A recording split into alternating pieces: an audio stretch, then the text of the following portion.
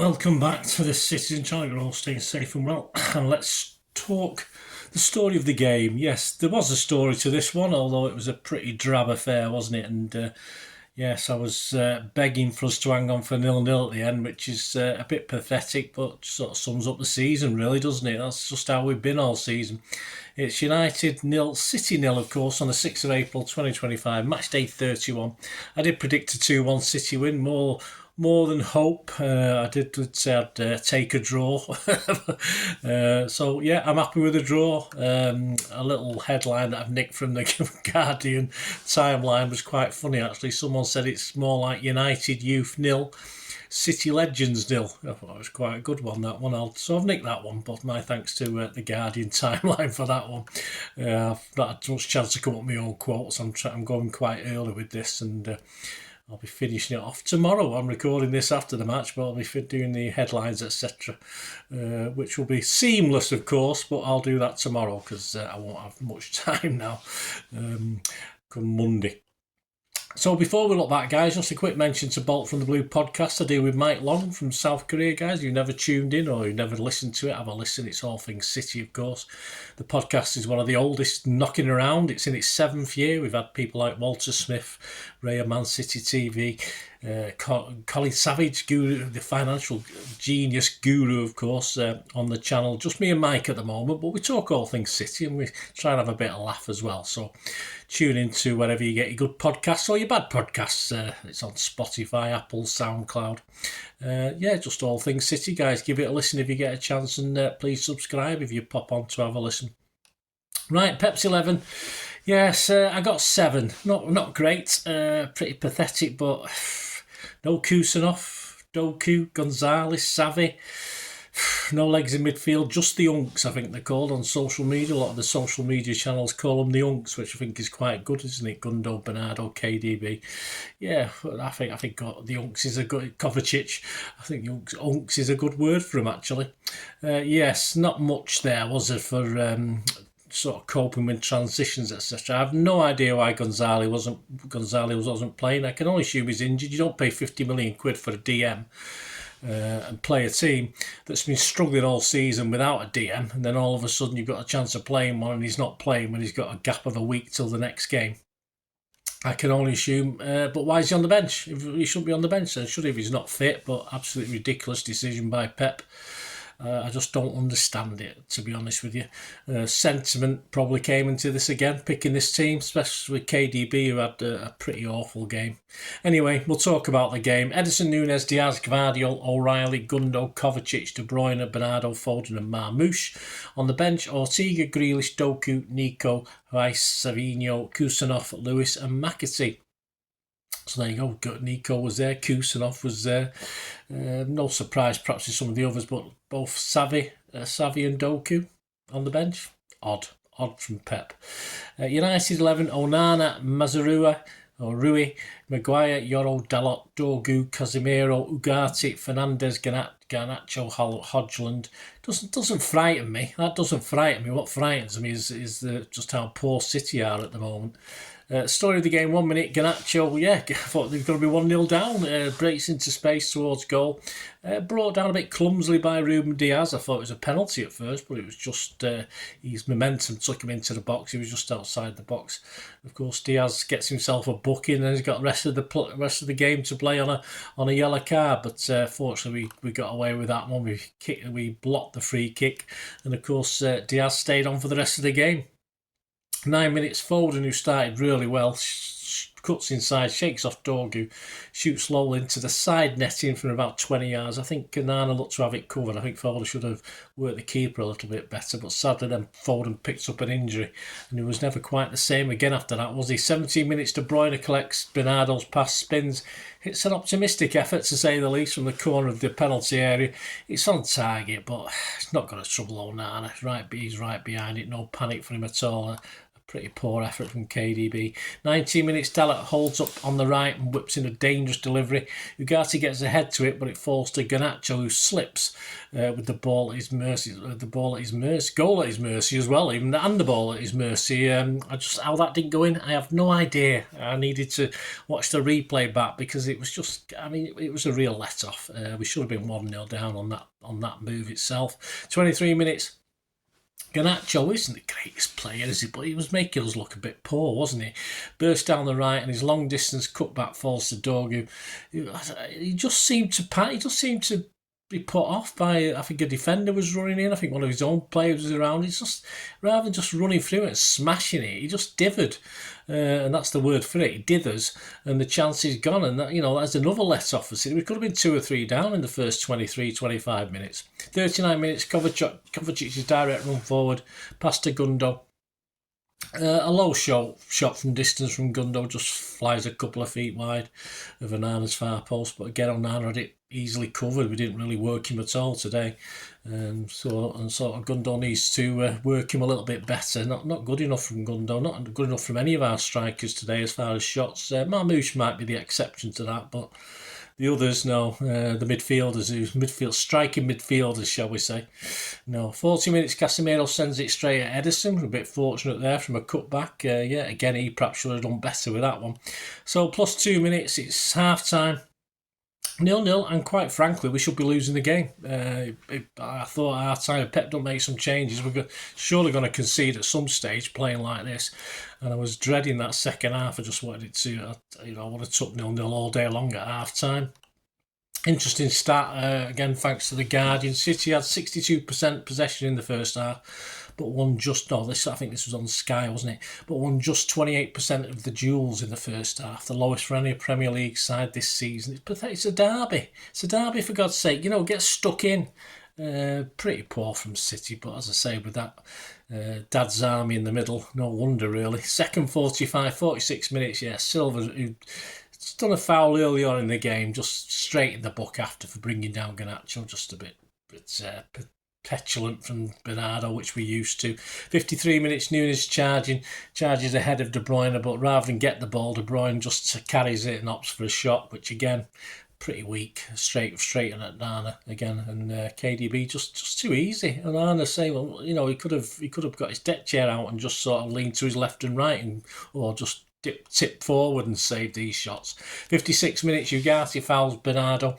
De Bruyne's free kick finds a head of O'Reilly, but he's sort of headed back across, but there's no one really there. And then Marmoush eventually gets a low shot again, which Onana didn't have any trouble with whatsoever. 57 minutes, Foden off, replaced by Jeremy Doku. 61 minutes, an O'Reilly error leads to Garnacho finding Dorgu, who thankfully isn't very good. Otherwise, we certainly could have conceded 2 or 3 goals in the second half. His low cross hits a sliding Diaz. Big appeals for handball, but replay show the ball hit Diaz in his midriff and his chest, I think. So just sit down, Stretford, and it was nowhere near. 64 minutes, Marmoush with a free kick from 35 yards, dipped it over the wall.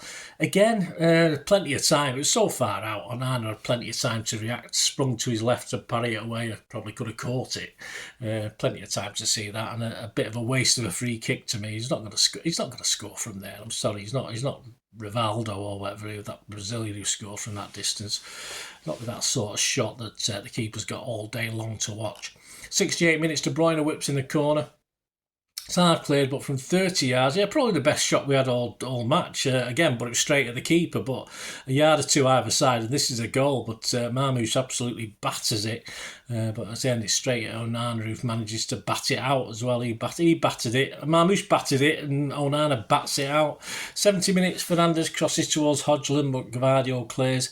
It gets as far as Ugarte, though, whose effort from 25 yards out flies just wide. I think Ederson had no chance with that one if it had been on target. It didn't look as though not that he should have done, probably. He didn't have a chance to react at all.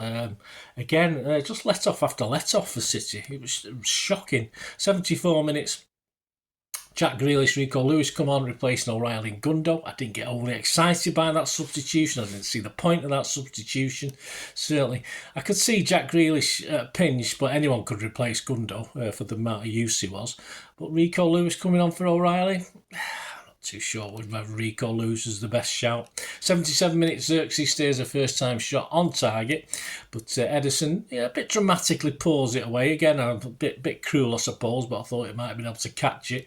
But Mount reacts very quickly and blasts it back. He'd come on as a substitute, of course, but Lewis blocked his volley, although he didn't know much about it at the time, but that'll do. 80 minutes from a corner, Casemiro goes down a little bit theatrically under Kovacic's challenge. Kovacic pleads his innocence, saying no. Big shout for a penalty from that old crappy Stretford end again. There is a coming together, but a penalty for that would have been really harsh. 88 minutes, yes, Fernandez whips in another dangerous deep ball, which Gvardiol has to head behind for a corner. United looking the more likely to break through late on, but the corner's cleared to Dorgu, whose snapshot is sliced well wide, and we suffer the 4 minutes injury time with nothing untoward really.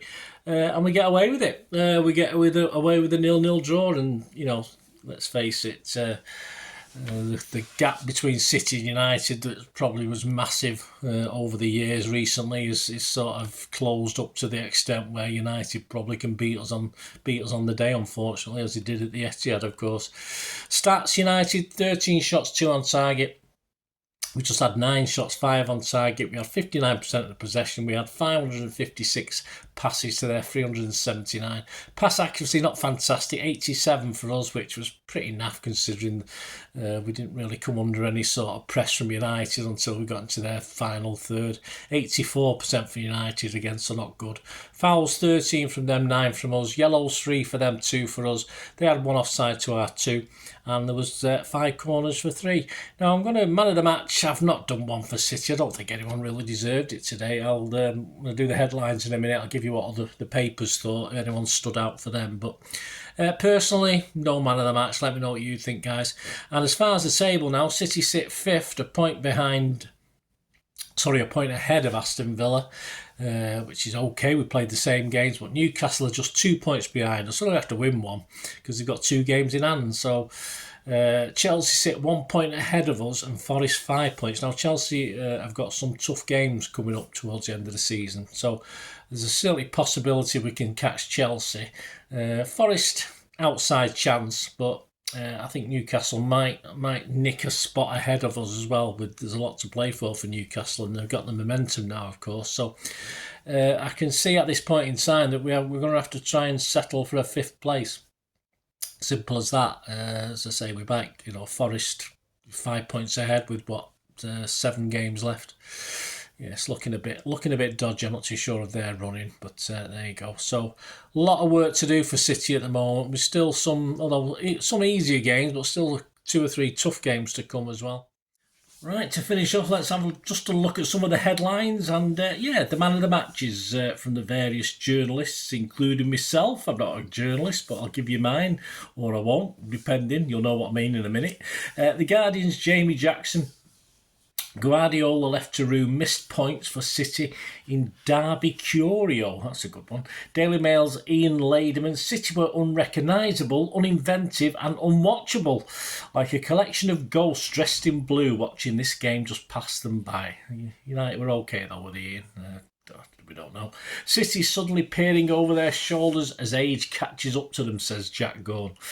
iPaper, Pete Hall. De Bruyne's final Manchester derby is an insipid affair, and Foden's wretched season epitomised by another poor show at Old Trafford. I think there was some comment on the singing as well, but that is a theme in some of these other headlines. Daily Star back page, David McDonald disgrace. Pep slams United fans over vile Foden chant. The Daily Telegraph back page on a similar theme. Jason Burt, Foden abuse angers Pep. Probably took his mind off criticising his own players, didn't it? So he needed something to hang on to, but quite rightly anyway. But yes, it sort of took away from the team's performance, didn't it? Daily Express, Jeremy Cross, fallen foes fail to fire. A lot of alliteration in there. Their back page, David McDonald's shame on you, again with the Foden chants. Daily Mirror back page, David McDonald's shameful. Similar theme. Andy Dunn, who are below par. Yeah, a certain French martial arts expert was in the stands apparently yesterday. And this is why Pep is saying bye to De Bruyne, said Andy. He didn't have the greatest game, did he? But I don't think you can sort of weigh it all on him that game yesterday. Our local paper, the Manchester Evening News, back page, Derby Day snore draw. Yep. Inside Simon Bukowski, dull derby suggests City are anything but back. He's quite right. And some of the man of the matches around the journals, Ian Laderman scored both for Edison and O'Reilly, 6.5, so they were his best players. Jeremy Cross, yes, this is a cracker, gave O'Reilly a 9 out of 10. Oh, yeah, there's only one way down from there, isn't there, Nico? Simon Bukowski for the Manchester Evening News gave Edison a 7. He was his star man. Yes, there's no accounting for taste, is there? And me and Andy Dunn, we're not convinced at all we had one. Well, Andy Dunn had, I think, about 7 players plus one of the substitutes with a 6 out of 10. I wasn't as bad as I had 2 or 3 on a 6.5, 7, but no, I wasn't convinced. Andy's not convinced that there's anyone as stand out in Sky Blue yesterday, that's for sure. So there you go, guys. Thanks for joining me. Let me know your thoughts. Check out my player rating show as well that's out. Of course, will be a Pepsi 11 preview for the visit of Palace. That'll be out on Wednesday. I'm recording this on Monday, so no doubt there'll be something out for you to have a good look at on Tuesday, Thursday, Friday as well. So keep tuning, keep those buttons pressed. Be great to have you on board. And if you want to make any comments or contact me through my socials, you can do so. Or guys, if you like what I try and do on this channel, I try and do a big eclectic mix of city stuff. One vlog every day. I do have a rest on Christmas Day though, so you're getting usually one vlog every day on city, even through the summer months. So anything to you like what I try and do and want to help support the channel, I'm not too proud to ask if you can do that. We don't do live shows as such at the moment, but it might be something I have done. I might do again in the future, time allowing. But if you want to help support the channel, all I ever ask is you keep watching and listening. I hope you enjoyed the feature, and if you can support me through the subscription, if you can subscribe, guys, that'd be wonderful if you've not already done so.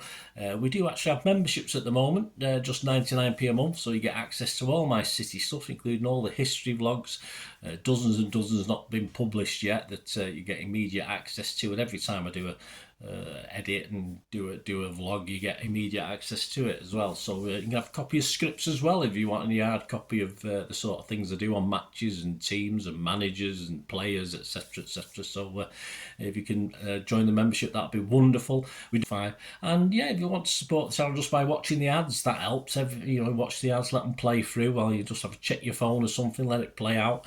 And of course, if you follow any of the links, that always works as well. You follow a link to one of the ads and you fancy something. I've done it myself. I've followed a link and actually purchased something from another organisation. But it can happen. It can happen. Not all ads are stuff you're not interested in. And of course, if you can give us a like, guys, that would be absolutely fantastic. All likes are much appreciated. Anyway, thanks for watching. Until the next time, of course, I only ever ask one thing, don't I? Please, I ask you all to stay safe, especially you Blues. Until the next time, come on, City. Bye for now.